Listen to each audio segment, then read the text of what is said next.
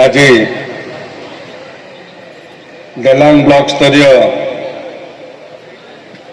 मत्स्य और प्राणी संपद मेला 2025 रे मंच रे उपस्थित अछंती पिपिली पंचायत डेलांग पंचायत समिति अध्यक्षा बासंती साहू महोदय मंच उपरे उपस्थित अछंती डेलांग पंचायत समिति उपाध्यक्ष दुर्वासा निशंक महोदय मंच उपरे डेलांग ब्लॉक आत्मा कमिटी अध्यक्ष मोर बड़ भाई लड़ू किशोर राय महोदय मंच उपरे जिला स्तर आसीथिबा नृसिंहचरण स्वाई महोदय मंच उपरे डेलांगर बीबीओ डॉक्टर प्रीतितोष महापात्र महोदय डेलांगर एबीडीओ नीलाशैल बाबू मंच उपरे उपस्थित केशरी और प्राणी संपद विभाग समस्त अधिकारी मो सम्मुख में उपस्थित थिबा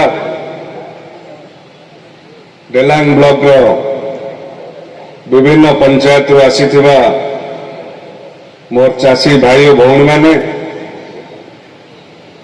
मत्स्य और प्राणी संपद विभाग समस्त भाई भौणी माने सांबादिक बंधु माने एवं ये उपस्थित समस्त गुरुजन माने समस्त को आज ये डेलांग ब्लॉक स्तरीय मत्स्य और प्राणी संपद मेला 2025 को आपण मान को अभिनंदन जनाऊँगी स्वागत करुच्ची। समय बहुत डेरी है मु दुई पद आपण मान आगे रखी मोर भी देहर स्वास्थ्य टी भल ना आपण मैंने अनुभव करुवे जो ओडिशा रे मोहन चरण माझी नेतृत्व में लोकंगर सरकार है से लोकंगर सरकार आज आपण माने डेलांग ब्लॉक रे अनुभव करुछंती कारण मत्स्य प्राणी संपद विभाग कृषि विभाग विभिन्न मेला जिला स्तरीय करा जाए एवं राज्य स्तरीय करा जाए तेणु ताकू ओडिशा सरकार माननीय मुख्यमंत्री मोहन चरण माझी महोदय किभली भाव में कृषक मानकर उन्नति पाई कृषि आगु को जावाई मत्स्य प्राणी संपद विभाग एवं कृषि विभाग मिलित आनुकूल्य रे प्रति ब्लॉक रे ए मेलार आयोजन करा जाऊ जहाँ आज डेलांग ब्लॉक रे पालित होईची जो कथा टिके आगुरी आपण को डेलांगर उपाध्यक्ष दुर्वासा निशंक महोदय कहते जेठी चाषी भाई माने चाष को आगू नवाई सरकार जो उद्यम रही आज मेला माध्यम किभली भाव में माछ चाष आगू को जीवे तापाई कौन कौन आवश्यकता रही कृषि क्षेत्र में आगू जावाई विभिन्न सरंजाम व्यवस्था रही एवं प्राणी संपद विभाग कृषि विभाग एवं मत्स्य विभाग विभिन्न योजना जो थे मोर माँ माने युवक माने ग्रामांचल आत्मनिर्भरशील हे एवं सरकार या लक्ष्य किभली भाव में मत्स्य पड़ु पशुपालन माध्यम ग्रामांचल रोकथुवा युवक माने माँ माने गुरुजन माने स्वावलंबी हूँ रोजगार क्षम हूँ आगू को बढ़ंतु एवं ता सहित किभली भाव में बाई प्रोडक्ट तैयारी करी ତା ରୋଜଗାରଟାକୁ ଦ୍ୱିଗୁଣିତ କରିବା ପାଇଁ ଧର କ୍ଷୀରରୁ ଆପଣମାନେ କ୍ଷୀର ବିକୁଛନ୍ତି, ତାକୁ କିଭଳି ଭାବରେ ପନିର କରାଯିବ, ତାକୁ କିଭଳି ଭାବରେ ବିଭିନ୍ନ ମିଠା କରାଯିବ, ୟାର ବାଇ ପ୍ରଡକ୍ଟ କରି କିଭଳି ଭାବରେ ତାର ମୂଲ୍ୟଟା ଆଗକୁ ଅଧିକା ବଢିବ ଏବଂ ଚାଷୀ ଭାଇମାନେ ସେ ବାଇ ପ୍ରଡକ୍ଟ ମାଧ୍ୟମରେ ରୋଜଗାର ପାଇବେ, ଅଧିକା ଲାଭବାନ ହେବେ। ତେଣୁ ଏ ଉଦ୍ୟମ ଓଡ଼ିଶା ସରକାରଙ୍କର ରହିଛି। ଓଡ଼ିଶା ସରକାର ସବୁବେଳେ କୃଷି ଓ କୃଷକର ଉନ୍ନତି, କିଭଳି ଭାବରେ କୃଷି ଆଗକୁ ଯିବ, କୃଷକମାନେ ଆଗକୁ ଯିବେ, ସେଥିପାଇଁ ସବୁବେଳେ ଆପଣଙ୍କର ମୋହନ ମାଝୀ ସରକାର ଯତ୍ନବାନ ଅଛନ୍ତି।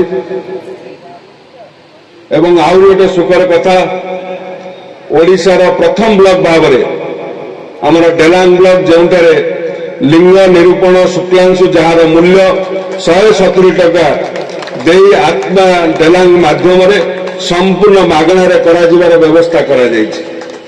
ଯୋଉ କଥା ଆପଣମାନେ କହୁଥିଲେ ଚାଷୀମାନେ, ଆମେ ତ ସମସ୍ତେ ଗ୍ରାମାଞ୍ଚଳରେ ରହୁଛେ। ଯେତେବେଳେ ଗୋଟେ ଅଣ୍ଡିରା ବାଛୁରୀ ଜନ୍ମ ହଉଛି, ଆଗରୁ ଆମେ ବଳଦ ଭାବରେ ବ୍ୟବହାର କରୁଥିଲେ। ଏବେ ଅଣ୍ଡିରା ବାଛୁରୀ ଜନ୍ମ କଲା ପରେ ଯେତେବେଳେ କ୍ଷୀର ଦୁଆଁ ସରୁଛି, ଆମେ ସେ ଅଣ୍ଡିରା ବାଛୁରୀଟିକି ବାହାରେ ଛାଡ଼ି ଦେଉଛୁ। ତେଣୁ ସରକାର ସେଥିପାଇଁ ଯତ୍ନବାନ ଅଛନ୍ତି ଏବଂ ଓଡ଼ିଶାରେ ଡେଲାଙ୍ଗ ବ୍ଲକରେ ପ୍ରଥମ କରି ଆରମ୍ଭ କରାଯିବ ଆପଣଙ୍କର ମେଲ୍ ଫିମେଲ୍ ସିଲେକ୍ସନ କରିବା ପାଇଁ ଏବଂ ସେଥିପାଇଁ ଆପଣଙ୍କୁ ସହଯୋଗ ଯୋଗାଇ ଦିଆଯିବ ଆତ୍ମା ମାଧ୍ୟମରେ। ମୁଁ ତେଣୁ ଓଡ଼ିଶା ସରକାରଙ୍କୁ ଅଶେଷ ଧନ୍ୟବାଦ ଦେଉଛି।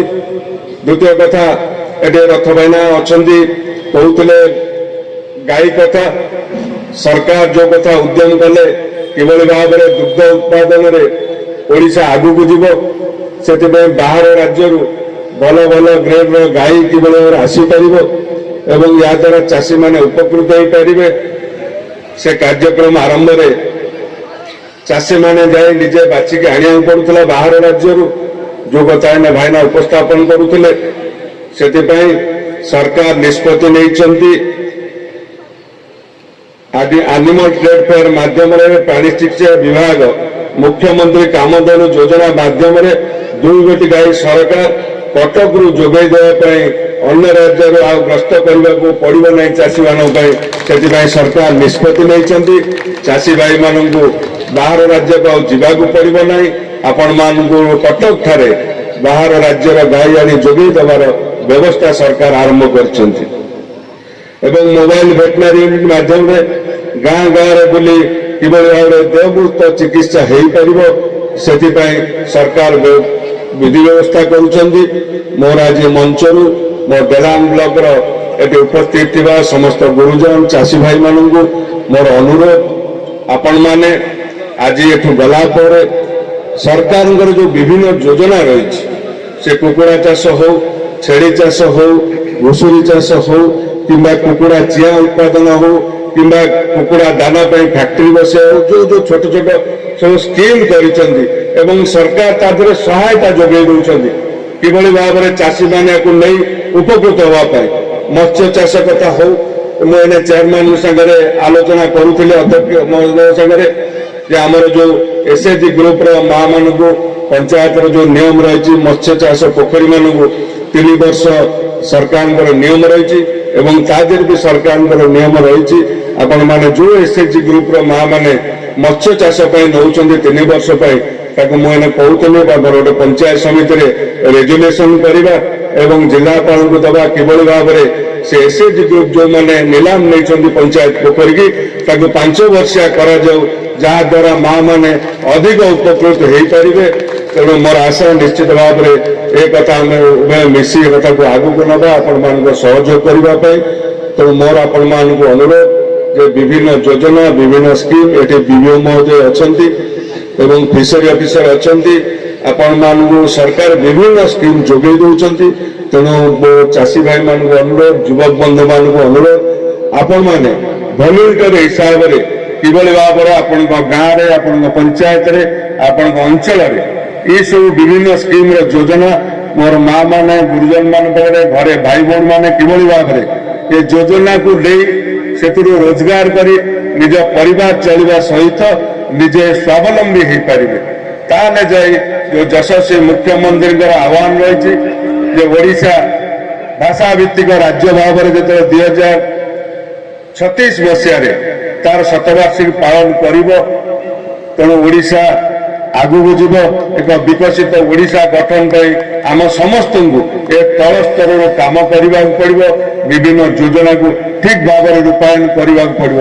ତାହେଲେ ଯେତେବେଳେ 2047 ମସିହା ବେଳକୁ ଭାରତ ବର୍ଷ ତାର ସ୍ୱାଧୀନତାର ଶତବାର୍ଷିକୀ ପାଳନ କରୁଥିବ, ସେତେବେଳେ ଆମର ଏ ଡେଲାଙ୍ଗ ଅଞ୍ଚଳ ରୋଜଗାରକ୍ଷମ ହୋଇ ଆତ୍ମନିର୍ଭରଶୀଳ ହୋଇ ଆମର ଗୁରୁଜନ ମାନେ, ମା ମାନେ, ଯୁବକ ମାନେ ସମସ୍ତେ ନିଜେ ରୋଜଗାରକ୍ଷମ ହୋଇପାରିବେ, ନିଜେ ସ୍ୱାବଲମ୍ବୀ ହୋଇପାରିବେ। ତାହେଲେ ଆମ ଅଞ୍ଚଳ ବିକାଶ ପଥରେ ଆଗେଇ ଯିବ। ତେଣୁ ଆଜି ମଞ୍ଚରୁ ମୁଁ ଆପଣମାନଙ୍କୁ ସମସ୍ତଙ୍କୁ ଅନୁରୋଧ କରୁଛି, ସରକାରଙ୍କର ବିଭିନ୍ନ ଯୋଜନାକୁ କିଭଳି ଭାବରେ ଆମେ ଲୋକଙ୍କ ପାଖରେ ପହଞ୍ଚେଇ ତାକୁ ଖାଲି ସବସିଡି କି ନଜର କଲେ ହେବ ନାହିଁ। ଯେଉଁ କଥା ଅଧ୍ୟକ୍ଷ ମହୋଦୟ କହୁଥିଲେ, ଆମକୁ କାର୍ଯ୍ୟ କରିବାକୁ ପଡ଼ିବ ଏବଂ ଅଫିସର ମାନଙ୍କୁ ନିର୍ଦ୍ଦେଶ ରହିଛି, ସେ ଯୁଗ ପଳେଇଲା ଆଉ ସବସିଡି ଯୁଗ। ଇମ୍ପ୍ଲିମେଣ୍ଟେସନ ହବ, ତଳେ କାମ ହବ, ତାପରେ ସବସିଡି ମିଳିବ। ତେଣୁ ମୋର ଅନୁରୋଧ, ନିଶ୍ଚିତ ଭାବରେ ସରକାର ଆପଣମାନଙ୍କ ସହଯୋଗରେ ଅଛନ୍ତି। ସରକାର ଆପଣମାନଙ୍କୁ କୃଷି ଓ କୃଷକମାନଙ୍କୁ ଆଗକୁ ନେବାକୁ ଚାହୁଁଛନ୍ତି। ତେଣୁ ଆପଣମାନଙ୍କ ସମସ୍ତଙ୍କର ସହଯୋଗ, ଆପଣଙ୍କୁ ଓଡ଼ିଶା ସରକାରର ସମସ୍ତ ଅଧିକାରୀମାନେ ଆପଣମାନଙ୍କୁ ସବୁ ପ୍ରକାର ସହଯୋଗ ଯୋଗାଇ ଦେବେ। ତେଣୁ ଆମେ ସମସ୍ତେ କିଭଳି ଭାବରେ ସ୍ୱାବଲମ୍ବୀ ହୋଇ ଆତ୍ମନିର୍ଭରଶୀଳ ହୋଇ ନିଜ ରୋଜଗାରକ୍ଷମ ହୋଇ ଆଗକୁ ବଢ଼ିବା, ଏ ଆଶା ବିଶ୍ୱାସ ଆପଣମାନଙ୍କ ପାଖରେ ରଖି ମୋର ବାଣୀକି ବିରାମ ଦେଉଛି। ବନ୍ଦେ ମାତରମ୍, ଭାରତ ମାତା କି ଜୟ।